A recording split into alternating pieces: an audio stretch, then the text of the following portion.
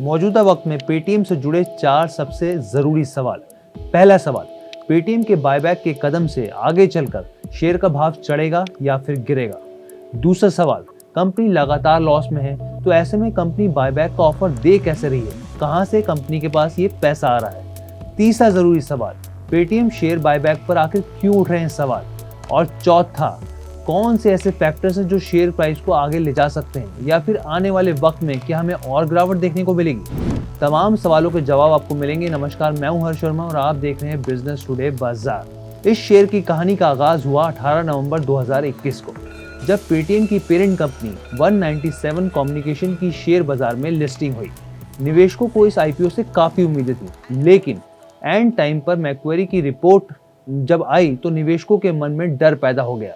Financial service company की इस report ने पेटीएम को अंडर परफॉर्म रेटिंग दी और साथ ही टारगेट प्राइस भी 40% तक घटा दिया, जिसका असर ये हुआ कि एनएससी पर कंपनी का शेयर 9.3% डिस्काउंट के साथ 1,1950 रुपए पर लिस्ट हुआ था। और तब से इस शेयर का गोता खाने का सिलसिला जो शुरू हुआ वो थमने का नाम नहीं ले रहा है।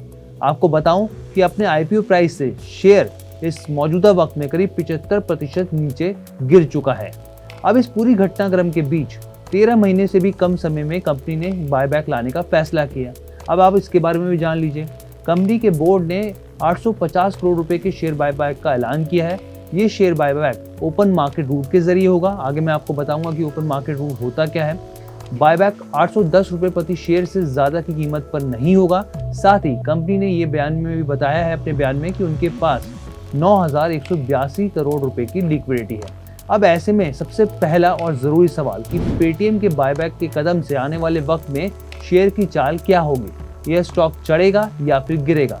तो इसका जवाब दिया स्टॉक ब्रोकिंग फर्म के wealth management CEO Santosh Kumar Singh ने। ये पेटीएम में जो बायबैक का ऐलान हुआ है उसमें सबसे पहली चीज़ हमें ये देखना चाहिए किसी भी कंपनीज में कि उनके बिजनेस फंडामेंटल किस तरह से चेंज हो रहे हैं, न कि कॉर्पोरेट एक्शन से कंपनी को बहुत ज़्यादा फिलिप मिलता है।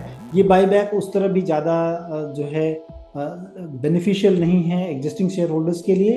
तो बिजनेस फंडामेंटल को देखना बहुत ज़रूरी होगा, जिसमें कि अभी तक कोई फिलिप नहीं दिख रहा है। केवल ये दिख रहा है कि उनके बिजनेस ट्रेंड में थोड़ा सा ऑपरेटिंग लॉसेस कम हुए हैं। दूसरा सवाल, चालू वित्त वर्ष के Q2 में कंपनी का कंसोलिडेटेड लॉस 571 करोड़ रुपए था, जबकि पिछले साल इसी क्वार्टर में 472 करोड़, यानी कि उससे भी ज्यादा, यानी कैश बर्न अभी भी जारी है। तो ये सवाल उठने लगा है कि कंपनी ने जो बायबैक का ऑफर लेके आई है वो आखिर लाई कैसे, उसके पास ये पैसा आ कहां से रहा है। कंपनी लगातार कैश बर्न कर रही है, लास्ट ईयर से भी ज़्यादा कैश बर्न अभी है, लेकिन लास्ट के 3 क्वार्टर में कैश बर्निंग थोड़ी सी कम हुई है। कंपनी के बैलेंस शीट को अगर देखेंगे तो वहाँ पर कंपनी की बैलेंस शीट में 4,000 करोड़ के ऊपर जो है कंपनी के पास कैश एंड इक्विवेलेंट्स पड़ा हुआ है, और कंपनी वहाँ से तकरीबन 850 करोड़ रुपए निकाल कर अपने जो है शेयर बायबैक में यूज़ करेगी, जो कि मार्केट मैकेनिज्म के थ्रू होगा, और मार्केट से धीरे धीरे कंपनी शेयर लेगी और उसके बाद उसको एक्सटिंग्विश करेगी। तीसरा सवाल, कौन से ऐसे फैक्टर्स हैं जो शेयर प्राइस को आगे ले जा सकते हैं या फिर आने वाले टाइम में हमें शेयर में गिरावट देखने को मिलेगी। तेजी के तो एक ही चीज़ मुझे दिखती है कि स्टॉक में क्यों तेजी होगी, तो उसमें अगर इनके ऑपरेशनल प्रॉफिट या ऑपरेशनल परफॉर्मेंस में हमें प्रॉफिट की तरफ अगर दिखे कि इस स्टॉक में जो है वो चीज़ें हों, तभी इस स्टॉक में बहुत तेज़ी होगी। अदरवाइज मुझे लगता है कि निचले स्तरों पे मार्केट इस चीज़ को काफ़ी कीनली ऑब्जर्व करेगा कि आने वाले दिनों में कंपनी की प्रॉफिट कैसी रहने वाली है। कि अगर इस स्टॉक में अगर गिरावट होती है तो मुझे लगता है कि चूंकि अभी तक ऑपरेशनल प्रॉफिट नहीं है तो आपने निकलना चाहिए। एक अपना जो है कैपिटल पे स्टॉप लॉस जरूर लगाएं और उस स्टॉप लॉस के बाद आपको निकलना चाहिए स्टॉक से। और आखिरी सवाल, पेटीएम के शेयर बायबैक के कदम पर आखिर क्यों सवाल उठ रहे हैं, आखिर मार्केट एक्सपर्ट्स जो हैं वो इस पर सवाल क्यों उठा रहे हैं। कंपनी के पास जो सेबी के द्वारा जो नियम है उसमें 2 तरह से बायबैक हो सकता है। पहला टेंडर रूट के थ्रू, दूसरा स्टॉक मैकेनिज्म के थ्रू होता है, स्टॉक मार्केट मैकेनिज्म के थ्रू। ये जो शेयर बायबैक आया है स्टॉक मार्केट मैकेनिज्म के थ्रू आया है, जिसमें कि एग्जिस्टिंग शेयर होल्डर्स को कोई भी बेनिफिट पास ऑन नहीं होंगे।